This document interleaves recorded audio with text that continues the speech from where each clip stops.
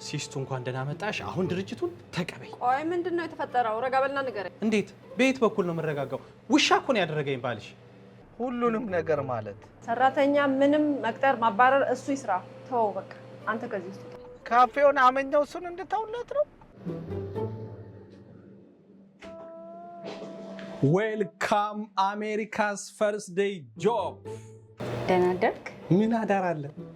ስሚ ሲስቱ፣ ይሄ ሁሉ ነገር የነገርኩሽ ግን ለድርጅቱ ብዬ ነው። ብሉ ማለት ምን ማለት ነው? ህልም ነው። ጎበዝ! አየሽ፣ የብዙ ሰዎች ህልም ማለት ነው። እሱ ወድቆ ሳይሆን በአዲሱ የትምህርት ፖሊሲ ስለማይቀበሉት ነው። አዲሱም ሆነ ባሮጌው የትምህርት ፖሊሲ ዋናው ነገር ለዩኒቨርሲቲ የሚያበቃ ውጤት ስላልመጣለት ነው አይደለም የወደቀው። እዚህም እዛም ታታታታታ አድርጎ ቤት ሰርተው 40 ዓመቱን 50 ዓመቱን ባፍጤማቸውን የደፏቸው። አንቺ ግን ከፍተኛ የሆነ አደጋ ውስጥ ነው ያለሽው። የምን አደጋ ነው? እሱን ልጅቷን ስታያት ይገለጥልሻል።